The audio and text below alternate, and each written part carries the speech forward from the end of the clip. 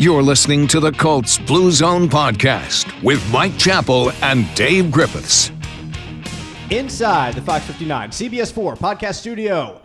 Podcast table is more like it. Welcome to the Colts Blue Zone Podcast. It is still just a table. I have Matt laughing already. We're 2 seconds in. People need to see it. They really do. You need to be there. We're going to have to take a picture and post it to our Twitter. At Colts Blue Zone, by the way, on Twitter. You can follow us there for news and notes. We haven't got a banner of a horseshoe or anything. It's just a room. Nothing. It's a room. There's some television paraphernalia here and there. That's the only way I can describe it. Couple ladders. There's ladders or here and there. There is a television. We are a television studio, in fact. I bet it's not hooked up. No, I would not bet on it being hooked up. It's probably hooked up to a computer, or you can hook it up so you can show a PowerPoint up there. I don't know, sales and I don't know, marketing and all that stuff that I don't pay attention to. Anyway. And no one cares. Yeah, exactly. Welcome to the Colts Blue Zone Podcast, folks. We are in OTAs all across the NFL. Colts no exception to that. Chap and I have been out to one practice so far. Of course, every week and every day of practice is something a little bit different. So a little bit later here today, we will tell you what we saw during that one practice, and we're going to another one later this week. There's at least one next week, and then we get into mini camp where we have a little bit more access day to day. Yes, 3 days, but right now, like what we can tell, we can certainly tell you what we've seen, and I think there's some significant things that we've seen out there. But it's certainly not overly extensive. It's not like Chap and I are at every practice out there right now, but we are there. We are there a bit. We can share what we've seen. We'll get into that a little bit later.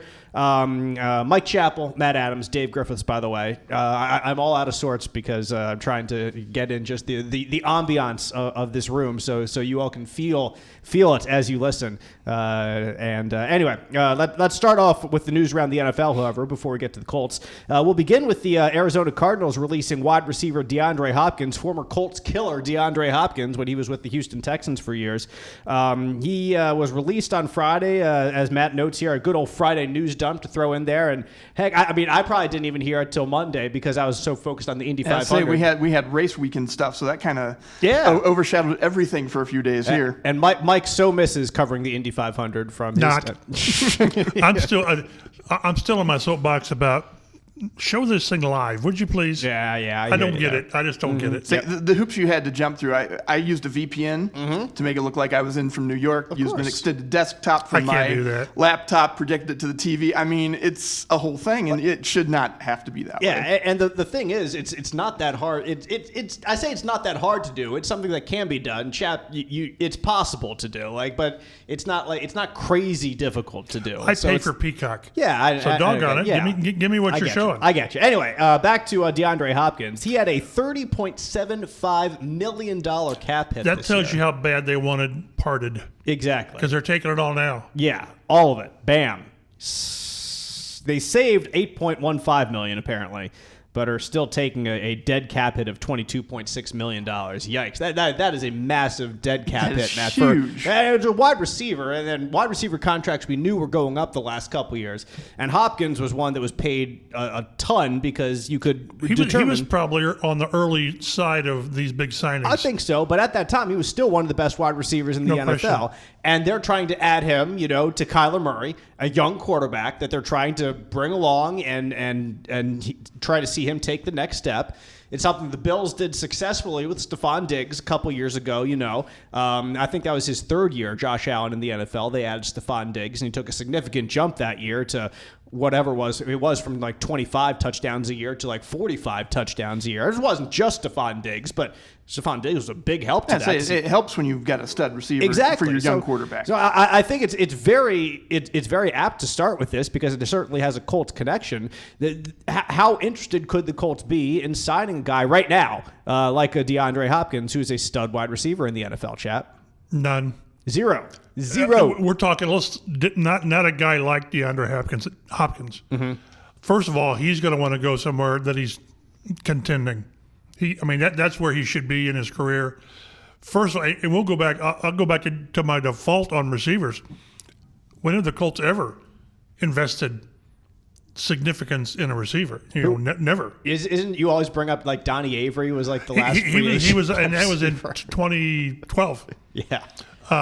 But they just haven't done that. It's not how they're wired. Chris Ballard, and I just don't see that happening. But on top of that, again, Hopkins needs to, at this point in his career, he's got to be chasing a ring.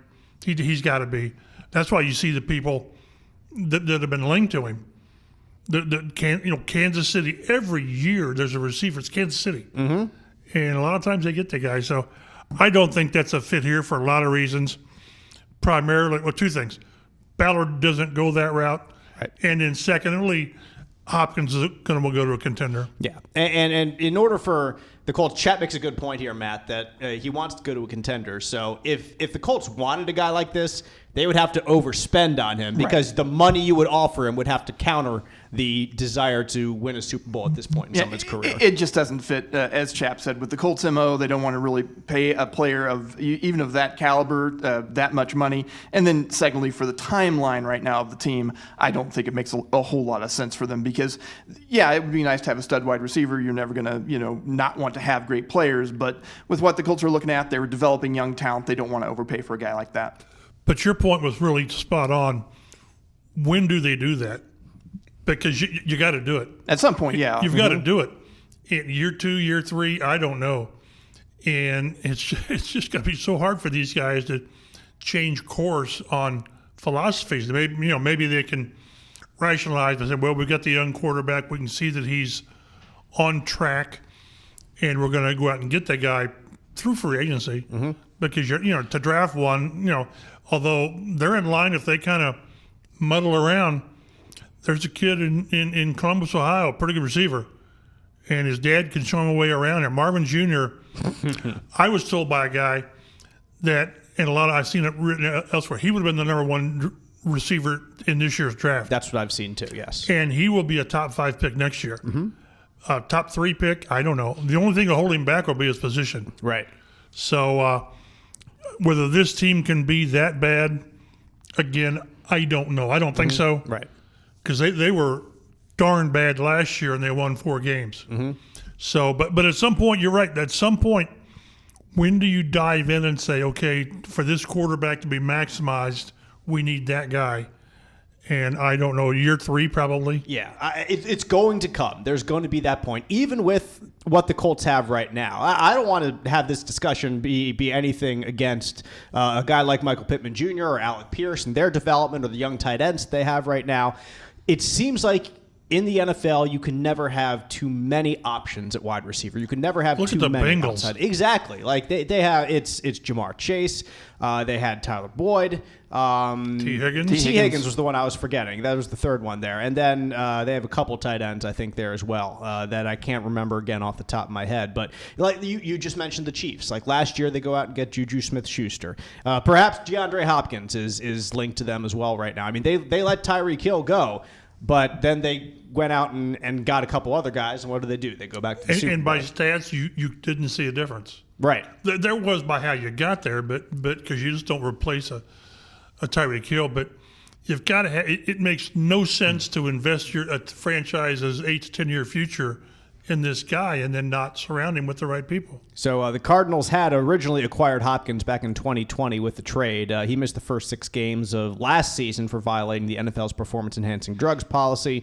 He's going to be 31 years old next month. Somebody's going to get a guy who's got, I think, probably a couple good years left in him, or at least a couple decent years left in him. It's hard for me to imagine that he's cooked at 31 right now. I don't think so. I mean, his first 8 seasons, he plays at least 15 games a year, so almost full seasons all those years. Last 2, 10 games, 9 games.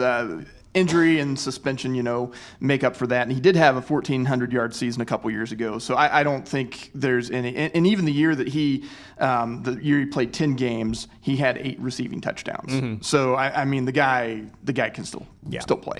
Jimmy Garoppolo has not appeared at OTAs so far. His introductory news conference was in fact pushed back in March when he agreed to terms with the Raiders, and we know why now because he had a little foot injury there. That he surgery, right? Yeah, I think it's actually it's not even just a procedure. Was it a procedure or was it surgery? I think this sounds pretty according serious. to the team, there is nothing. It's just a recovery right now. Right. Okay. Yeah. Fine. Foot surgery. Sources are saying surgery. Sources are saying in the off season. The team has not confirmed it, so we'll throw that out there just to be official and all that. But per Pro Football Talk, the team could terminate his contract for any reason related to. Can you explain this to me, Matt? Just so you're the one who put this together. I'm skimming it and I didn't quite get it that time. Okay, so Garoppolo, his press conference, his introductory conference was delayed by a day, and people were wondering why. Well, the reason is it turns out is that he'd had a foot injury, one that he was supposed to return from for San Francisco. They said he could be an emergency quarterback maybe if he made it back for the Super Bowl or whatever. They didn't get there. And it ended up he still had kind of that foot issue. So instead of signing, when he agreed to terms with the Raiders, instead of signing, he could not pass a physical. So they put a waiver into the contract called an addendum G that involves the injury that he has with his foot. If for some reason that injury prevents him from being able to take the field with the team after a certain amount of time, then they don't have to pay him his base salary and can terminate his contract. Ah, yes, addendum G. Addendum G. That's from Ian Rappaport. Did you get that in your contract?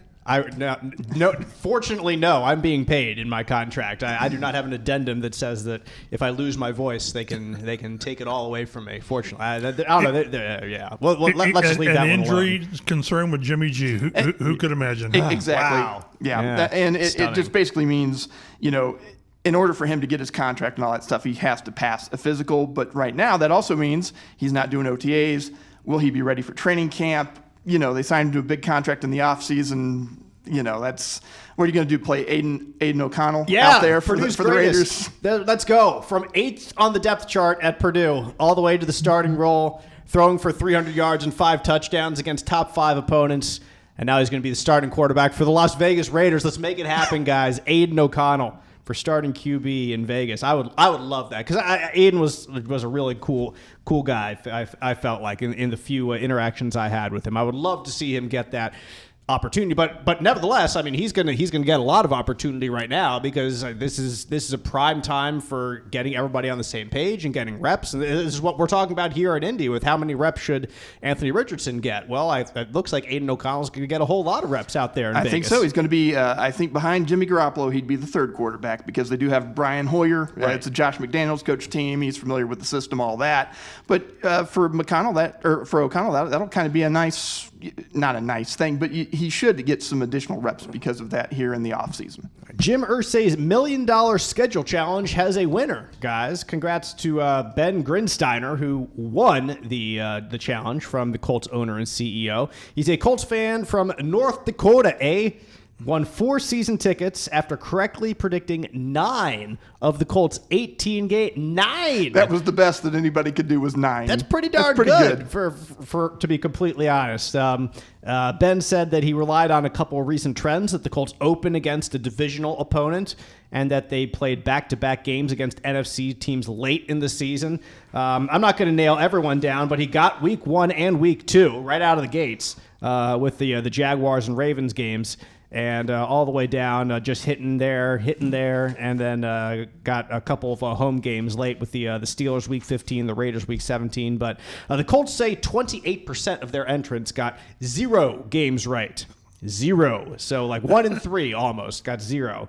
And then about 36% got 1 game right. So like basically like 1/3 got nothing. 1/3 got 1. 64%. Yeah. Got 1 game. Right. That tells you the difficulty of doing this. And there's zillions of different metrics or possibilities, and somehow the NFL schedule folk, they all come out of the room not killing each other after probably weeks sequestered to figure out how it all fits together, but it does. When you said that, I realized I had a mistype. Week 3 at Ravens because Week 2 is they have back-to-back divisional games to start the season. Right. Houston. Okay, it's Houston. Excuse me about that. So no, that's not your fault. I mistyped it. You son of a gun. Yeah, so absolutely. Week 3, 4, and 5, correct. 3 in a row right there. That's pretty good. Not too shabby. So congrats to Ben.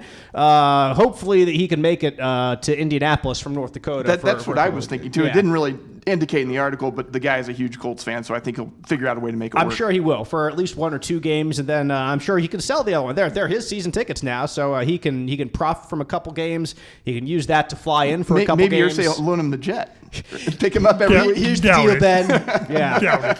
Well, maybe if Carson Wentz was still here, he would figure out a way from his North Dakota home. You had to work it in there, didn't you? I did. There's our contractually obligated Carson Wentz mentioned in this show. So no intention of bringing him up anymore. But you never know. You never know what's going to happen right here. Is he still a free agent? I believe so. Yeah, I'm pretty sure he is. Now. Yes, I believe he is. I believe I read a report a week or two ago that he has talked to some teams, but nothing's really shaken out yet. How about Vegas, baby? Jimmy Garoppolo can't cut it. Let's get Carson Wentz out there and let's do it. He will be on a roster and he will play next year. Yeah, I'm sure he will. Probably will. I would have no doubt about that. I mean, there are teams that get in quarterback trouble. Look what happened to San Francisco last year, for crying out loud. It's going to happen, and we'll see what happens. These guys started 3 quarterbacks. Yeah, exactly. I mean, because of injuries Right. He wouldn't come back here for the record. And who still owns the team? Yeah, Jim Irsay. Jim Irsay still doesn't work. Right. That's a hard no, but it will happen elsewhere. Anyway, Adetomiwa Adebawore, during our taping of last week's show, signed his contract. You can say it. Can you spell it?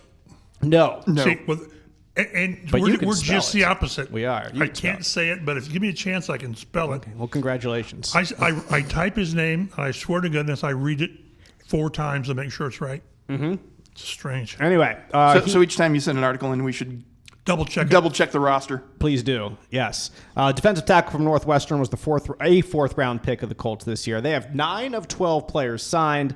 That leaves Anthony Richardson, Juju Brents, and Blake Freeland as the 3 players who have not signed yet. They are the Colts' first-round pick, their second-round pick, and their first fourth-round pick right in there. So we've talked about this before. There's not a lot to debate or to negotiate with these rookie contracts, but there is some. And an agent's job is to negotiate some, like even the little things. Like the NFL has kind of set regulations about what rookies can be paid, but that doesn't mean that the contracts are just set in stone when somebody is drafted in the 4th round at pick 106 overall, like Blake Freeland was. So there are some things that can be tweaked. There are many things that can't. So, and that's the agent's job, is to get the things that can be tweaked in favor of their client right now. I remember the year of the holdouts back in the day. We had them all the time. Oh yeah. Whatever year Bob Sanders was drafted in round 2, I can't remember, 2005 maybe 4. I can't remember. He was the last draft pick to sign, number 256 or whatever it was. Mm-hmm. And we had that a lot. Remember, Edgerrin James missed his training camp because then you were negotiating. Now it's, by and large, you're slotted what you're going to get. But we always have these guys linger. This is a little unusual because the Colts have had their guys signed very quickly the last 3 or 4 years, but these will get done. But yeah, no, nothing too crazy there. Anyway, Pro Football Focus has come out with the list of their top 3 players for every NFL franchise. And I'm glad Matt brought this up for our show today, because I do think it is an interesting list. For the Colts, their 3 picks are Jonathan Taylor, DeForest Buckner, and Quentin Nelson. Apparently, they also consider Shaquille Leonard, Michael Pittman Jr., and Isaiah Rodgers on this list. Now, I would not include Isaiah Rodgers that high in terms of Colts players. Really not even close. And no disrespect to Isaiah Rodgers, because he's a young player who I think is on the rise, who could have a really good year this year. They're hoping, the Colts, I think, are that he has a really good year this year, as he's given a little bit more responsibility in the defense. But just based on what we have seen on the field, I'm surprised that Braden Smith wasn't higher, that Ryan Kelly wasn't higher. So anyway, what if we were to name our top 3 Colts players, I think Jonathan Taylor would be a consensus among all of us. And after that, I think you can maybe debate a little bit. I like DeForest Buckner being there. Quentin Nelson, Shaquille Leonard, between those two, maybe for the last one, and just having not seen Shaq in a year. But Quentin wasn't very good last year. That's the problem. So I think there's just an argument to be made between those two for that last spot. That's what I think. I wouldn't argue with the top 3. The problem is those positions shouldn't be your top 3 players, I guess. When we're talking prime positions, you You wish like heck one of them was your left tackle, one of them was your pass rusher, and your quarterback. Yeah, those are the three right there. I mean, but there's a lot of reasons that's not the case. But yeah, I wouldn't argue. I couldn't put Shaq in there because I don't know. We don't know what we're going to get out of him. For the most part, he didn't play last year. Right. He just didn't. So I can't bet on what we've seen because sadly, this isn't an ACL or a patella tendon he's coming back from. It's a back where you're dealing with nerves and discs and all that. I did notice someone with Braden Smith and Bernhard Raimann. They had those guys ranked as one of the best tandems in the league, offensive or tackle tandems. Either you can't do that, or the league is in a very sore state of offensive tackle. Well, a lot of it has to do with Braden Smith played pretty well after the first maybe the last 2/3 of the season, last half, and Raimann played pretty well the last half, maybe last 4 games, 5 games, yeah. Maybe. So because he graded out as one of their top tackles in run blocking, I think it was. Not. We saw pass protection. Not in pass protection. Right. But a lot of it is on the comm, and I just want to see it. I want to see it, and that's why this roster has, Michael Pittman needs to be up there. Well, based on last year, you can't. You just can't. So, but these lists, going back the week before when the owners got his top 5 all-time list, these are kind of cool to do when you start talking about who should be your top 3 or top 5. I'm okay with these top 3. Yeah, I'd assume you agree with that too, Matt? For the most part, I would say, you're at a disadvantage because you are kind of looking at ahead of the season, but when you look back at the season, Quentin Nelson didn't have a very good year, but you anticipate that he's going to rebound from that. And I think I probably would have added Grover Stewart to the list, just because he has been a monster for them, just based on the season that he's had last couple seasons, and then Quentin was just kind of had a down year. That whole line did, so I kind of have a problem, even though he's a great guard, have kind of a problem being in there. But I guess who else are you going to put? Yeah, I think that Grover is certainly a worthy addition to that list as well. You'd rather be debating among Pro Bowl players for all these guys instead of guys that are just like your nose tackle. Maybe, yeah, exactly. Yeah, who's really, really good. Maybe exactly. Or maybe your right tackle. Don't have a top flight receiver. Don't have the top flight quarterback. Don't have So yes. So anyway, here's to hoping that changes in the next couple of years. God, they're banking on a lot. Again, 4 or 5 things happening, and if any of them don't happen, you're going through last year all over again. I mean, we keep coming back to this, and it's the fact that the offensive line, they've done nothing about the personnel on the starting offensive line at all right now. What does that tell you? That tells you that they were unhappy with the coaching last year, but then they didn't fire the coach last year. Like he stayed there. They instead fired the offensive coordinator and the head coach. We kept talking all the last 2 months about that. They're firing guys right and left, and the one area that even the most novice guy can see that's not playing well, he's still there. And this isn't to pound on Chris Strasser, but this is you earn your way here. And when you don't earn your way, if you're a player, they cut you, and if you're a coach, they fire you. Mm-hmm. Strange, but they're banking on Tony Sparano. That one. Tony Soprano. I'm going to screw you up now. Tony, yeah, you get me. Tony Jr. being the answer, and he's not going to play one play this year. Nope. So he's got the same personnel that they had last year. Yep. I mean, Is Danny Pinter the starting? No. Sorry, Will Fry's the starting right guard. Will Fry is the starting right guard. Yeah, but they brought back the starting line intact, and they're telling the new coach to do it better. Mm-hmm. Yeah, that's a lot of faith, and you haven't won one game by faith before. It's been like. It's been a lot of work and a lot of results, and we didn't see any of those last year. It is curious, though, just to go back. I don't want to relitigate last season, but they had so many problems, but they fired their offensive coordinator, then they fired the head coach, and it was like the offensive line coach was bulletproof, and that was the root cause of many, many of their problems last year. OTAs are underway. And the Colts had 1 week last week. They're in the middle of their second OTA week right now.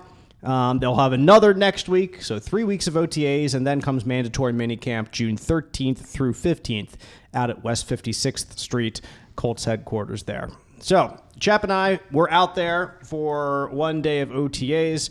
We'll do some kind of generic stuff, and then we'll do some more specific stuff that we saw. But overall thoughts from your first time out there, Chap, at OTAs, seeing a little bit more than we've seen the rest of this offseason, or nothing that we've seen the rest of the offseason. Yeah, we saw rookie minicamp, which was just the rookies and a whole lot of tryout guys out there. It's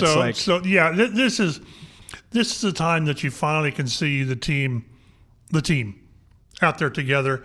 I paid more attention to the first time to who wasn't there. Just that's kind of what I've gotten accustomed to. And there were a bunch of guys that were looking on and not participating. And then we're going to overanalyze number 5. Everything he does is going to be scrutinized and criticized and blown out of proportion, but that's what we do. Mm-hmm. And that's all we've got. Yeah. And what you notice from the first practice that we saw is he and Minshew are splitting reps, and I'm not going to start counting who had 8 and who had 12. I'm not doing that. But they did. If they had 4 sessions, it was 2 and 2. If they had 3 of 11 on 11s, Richardson might have had 2. I don't remember 2 and 1. It doesn't. But that's what we can't get into. So what you're trying to watch is how does he handle himself? He throws the heck out of the ball. We're going to see that. But what we saw for the most part was what we were led to expect. Strong arm, the ball gets there, right now. But then there's some errant throws that you scratch your head about. That's what you're going to have because that's who he is right now. Because he's 13 games and 300 and some passes in college. But it's so hard to see what you want to see, and that is, how is he as a leader? Does he lead by example? Does he lead by shouting at players? He's not doing that. Right. But at some level, the quarterback's got to be the guy. Mm-hmm. And I remember we talked to Reggie Wayne before OTAs, and he remembered when he came in, when Andrew Luck came in 12. And Luck sort of said, I don't know totally what I'm doing here as far as a leader. Reggie, I'm going to kind of lean on you. And Reggie said, fine. And then when it got to be a certain point in the season, then Luck said, okay, I'm good. So they need to have that, whether it's a Ryan Kelly, Michael Pittman. I don't know if he's been around long enough to assume that, but, they did a really good job in the offseason, whether we agree or not, keeping some veteran guys on the roster. Mm-hmm. Kenny Moore and Kelly and Buck. There was talk about trading Buckner as well. So, but what I saw was fine. I was fine with Richardson. Maybe you saw something different. No, I saw exactly what you did, and I was impressed with his arm, as you would expect to be, especially coming after last year with the state of the arms that were on the roster. The ball explodes out of his hand. He can throw it deep. I was impressed that he threw it pretty accurately deep, too. I thought that he hit a couple guys in stride on some deep throws, which is always better than the alternative, not hitting some guys in stride, So, and those are not easy throws to make. So it's all going to come down to, if he's able to show that gun off, it's going to come down to if he's protected or not, which is what we just kind of briefly discussed anyway. But he obviously has the arm. He can, from time to time, hit those throws. He had a nice underneath one to Kylan Granson. Yeah. Hitting him in stride. Really nice ball. And Kylan took off there with the ball. So big for Kylan Granson, too, who's with so many tight ends. You're just asking him to take a significant step this year, too. And that, we've discussed this before, Chap, about tight ends and their kind of development in the league. The 49ers didn't draft George Kittle and boom, he was George Kittle right away, The Chiefs didn't draft Travis Kelce, it was boom, Travis Kelce right away. It took 2 or 3 years for them to really kind of establish themselves. So this could be a big year for Kylan Granson if he's able to. It's a different offensive system, so in that sense, you're kind of taking a step back to hopefully try to take 2 steps forward. But a lot should be expected of him this year in his 3rd year in the league, and that was a really nice play to see them connect like that. And what will we see from Jelani Woods this year? Mm-hmm. He was our most productive tight end last year, and in a dysfunctional offense. And have we seen Mo Ali Cox's ceiling? I sort of think we have, but he took a step back last year because he had to be like the third tackle, right? A lot of times, and that's not what he is. And that didn't always help. No offense. That's not no offense to Mo. That's really more on the whole. It's really going to be interesting to see, and I don't know that we're going to see it in OTAs. Now, one thing we saw from Richardson too, there were a handful of plays where he showed his getting on the edge and running. Yep. And we've not seen that. No. At all. So even with Andrew Luck, I don't remember quite that type of use in the run game. So whether we see that in OTAs or whether that's what we see more in training camp, which I think will be the case, but I just guard people to not take too much away from OTAs. I take more away who's practicing and who's not. Is that a concern or not?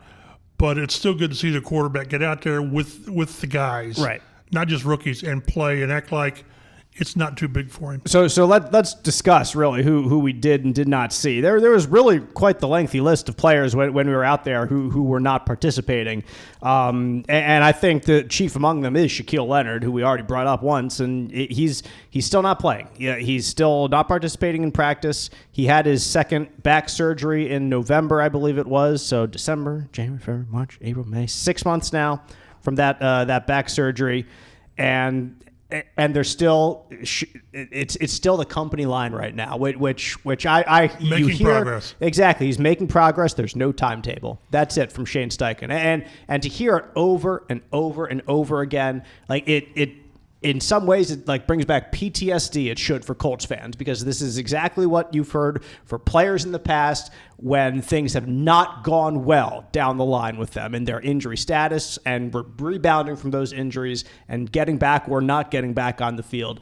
I think there's a legitimate reason to be concerned about Shaq Leonard's ability right now and his ability to play football, to be healthy for an entire season, and to be the guy that he was the first 3-4 years of his career.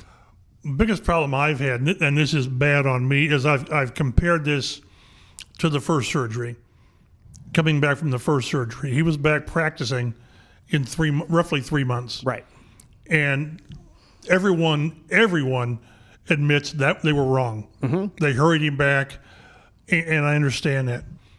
But we're 6 months out, and what we don't know and we won't know is what's he doing. What's he doing with trainers and rehab guys? Is he out there running? Remember when we talked to him in April, he hadn't started running much. So, but they're really erring on the side of we're going to take it slow. I don't think we're going to see him practice in OTAs, minicamp. My alarms go off the first day of training camp if he's on PUP again, or he's not practicing, or he's on some kind of a every other day thing. Because again, I'm not saying you're an alarmist, but how are you not alarmed until you see him playing? Mm-hmm. I mean, it's just crazy. He played 70-some snaps last year, and he wasn't 60% of the player he was previously. So until you see him playing, practicing and then playing without having extended time off between practices and games, you've got to be concerned. You just have to be concerned. I just hate Matt. I hate the line that there's no timetable, because that's crap. And I hate just getting crap from coaches, front office people, from players, whoever it is. Like it's frustrating. I can understand tiptoeing around truths here and there. Frank Reich was a master of that because he had to be, honestly, in many different scenarios, chief of which was Andrew Luck's return or lack thereof. But just for them to keep saying there's no timetable, do they expect people to believe that? Do they actually expect us or fans to believe that they have no timetable at all for Shaq Leonard, that they have no plan for when they want him back on the field, that they have when he's back, he's back. They have heard nothing from doctors. They have heard nothing from therapists, that there is no plan at all. That's such garbage. It is such garbage. And I understand if they don't want to tell us, but don't say there's no timetable, because it's terrible. It's awful. I find it personally annoying and disrespectful for them to even say such a thing, because it's such garbage that they would not have a timetable for what they want to see from him when. So, and all it does is feed shows like this. It makes me mad, is what it does. And it gets Dave extremely paranoid. Riled up. I think that's why they do it. Might be, just for me.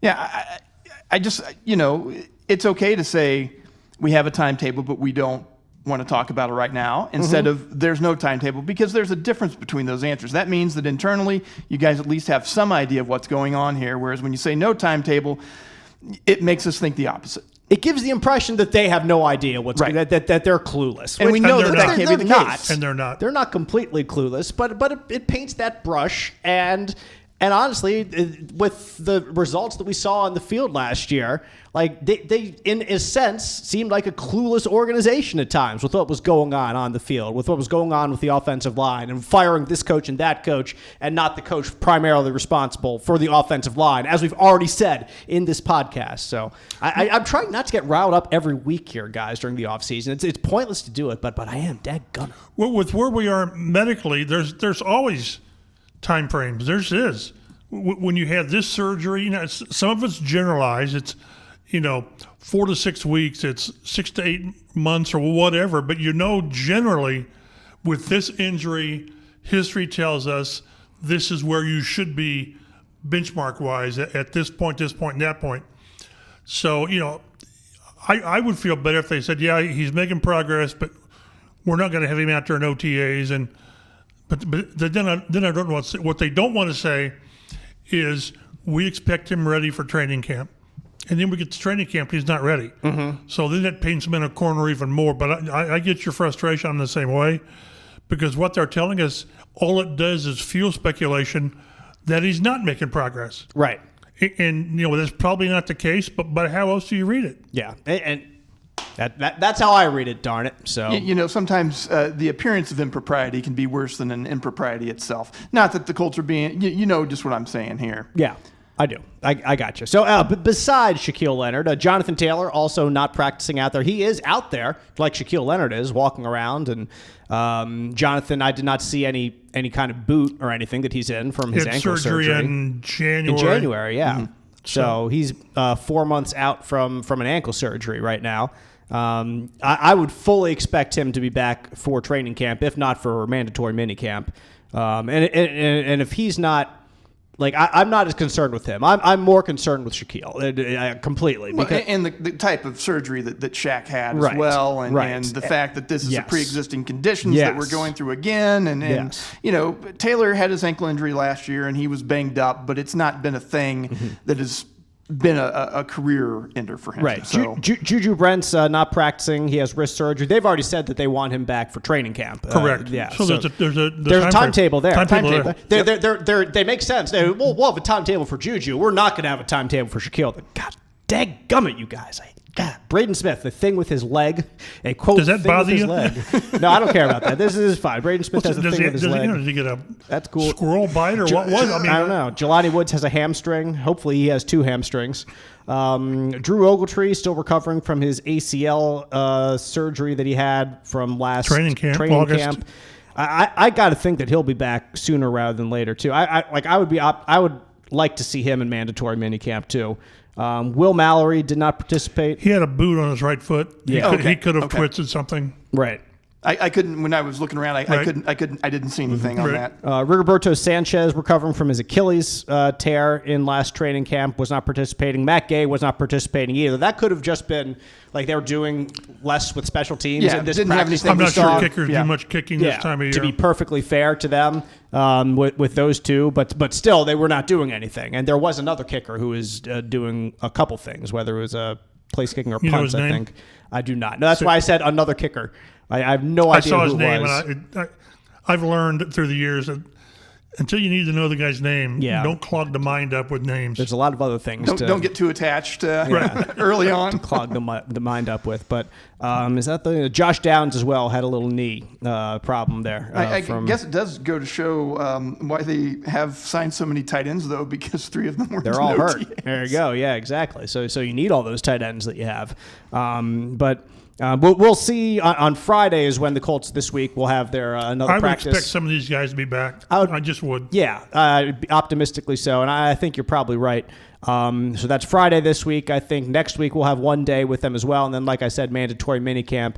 That 13th through the 15th will be big for getting as many guys out there as possible. And then, of course, when you get to training camp, and yeah, I'm not raising a 5-alarm fire here for anyone except Shaq Leonard, and maybe even that's overstating how concerned I am concerned. It's frustrating. It is frustrating. You would just like to know something, you know, some sort of positive something, and there's just nothing to see. Nothing to see here. You just gave Shaq a whole bunch of motivation. I'm sure I did. I hope he listens to the Colts Blue Zone podcast, and he singles me out the first time I see him in the locker room and says that you're dead to me. Exactly. Oh well, then I'll be like, well, if I motivated you, then aren't I at least a little? Right. I serve some purpose for you, so you should be grateful for me. Everybody should have purpose. Everybody should have a purpose. I know, right? Yeah. So, like I said, he should be grateful if I'm providing that purpose. I should be his best friend, and we'll see how that goes. Michael Pittman Jr. also was not participating last week, but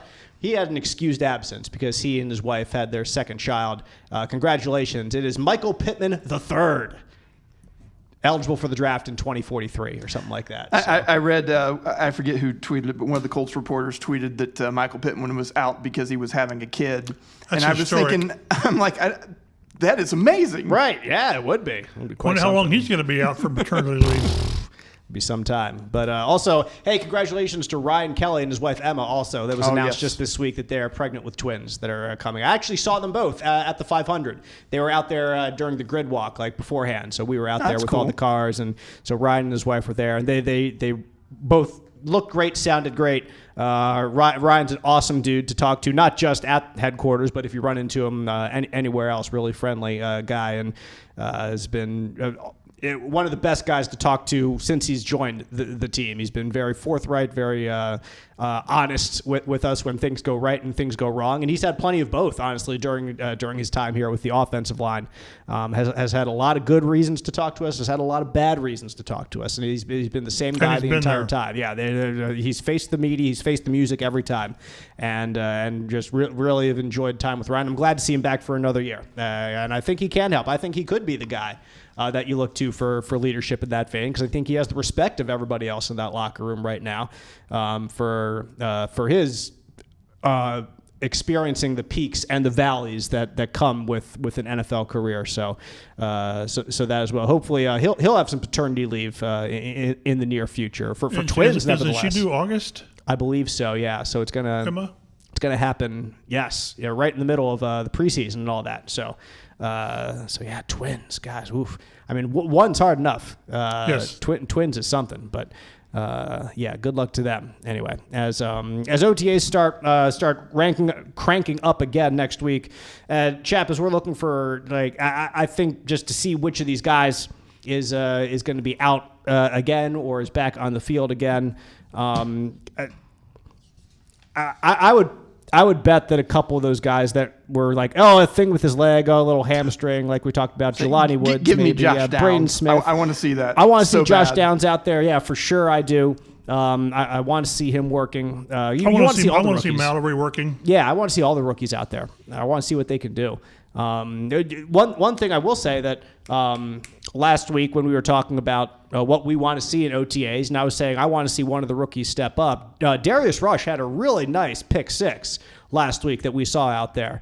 Really nice. And so he grabbed the ball, was right to him, to be fair. It was not thrown by Anthony Richardson. And it was, I think it was Minshew. No, it was Sam. It was Sam. So Sam threw it right to him and took right off. But hey, he caught the ball. He went back the other way, and that was exciting. So good to see Darius Rush there. And he's getting the opportunity right now because Juju Brents is out. Yeah. Put it to work, man. Exactly. Like, get out there, get to work, and see what you can do. So it's interesting, like, when you have such young corners right now and you have young quarterback, like, who gets the better of that duel? Because neither of them are really all that experienced. I mean, you have Isaiah Rodgers out there, you have Dallas Flowers out there, but I'm not calling either of them widely experienced in the a young NFL. Group, man. Yeah. So it's really, I'd say it's a quote unquote fair fight, between them. It's not Stephon Gilmore going up against Anthony Richardson, exactly. which would not be a fair fight. Like that would be a lesson in humility and the NFL if Stephon Gilmore was still here. I think if Anthony Richardson was trying to get the better of him on a daily basis out there on the field. But also, he would have been probably the one of the top Colts.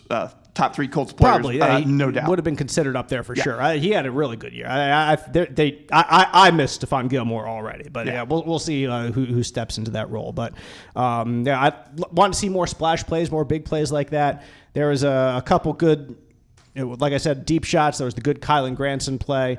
I want to say Ashton Doolin had a long play, but I can't remember if it was him. I think that I read was that. One from Minshew, I think, got him. On the left side. Minshew got him. On that play. But you want to see those splash plays. You want to see them going long.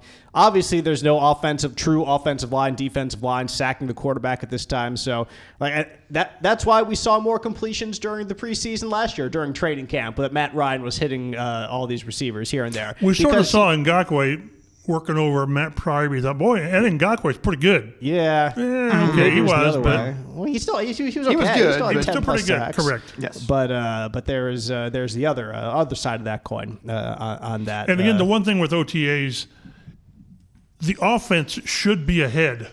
Yes. Because there is no contact, and receivers sort of, they get jostled a little bit, but there's no contact when there's when there's a contested catch. So you want to see the receivers, the tight ends, running backs to a lesser degree really shining now, because this is when there's really it's not a pro day workout, but everything is gauged to where the offense has the advantage right now this time of year. And that's what you need. You need to go out there and you need to see some success. I think that's good for the passing game right now, to get a little bit of optimism, right, after what we saw last year. It's just hard to do anything in the run game when there's no pads out there and you're not being physical.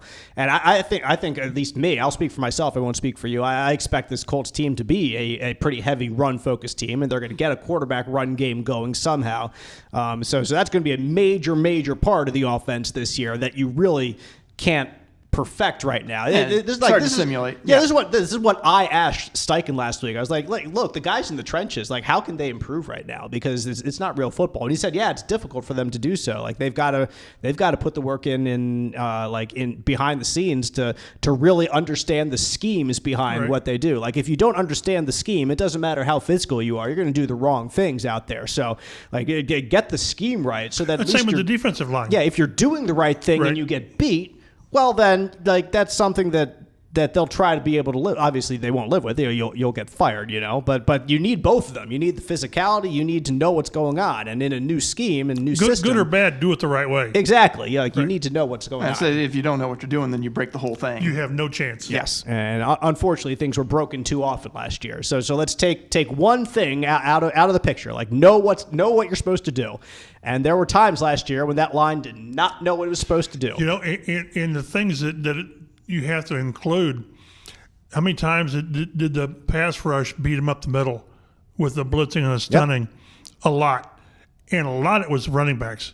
JT had an awful year pass protection. Yes. And that nothing makes the offensive line look worse than a free blitzer getting in, even though that wasn't their guy. Right. Maybe it was a tight end. Maybe 4 or 5 times JT just missed his guy. And I don't remember him being that bad in pass protection the first 2 years. Neither do I. Maybe that's because everything else was working at a high enough level that you can live with that one bad play. But they've got to get that shorn up. You can't expose a rookie quarterback who's going to have enough on his plate to free blitzers. You just can't do it. To be fair, maybe Anthony Richardson can shake 1 or 2 more free blitzers, but no, you don't want him to. They'll say that guy's yours. Yes. You make that guy miss. Yeah.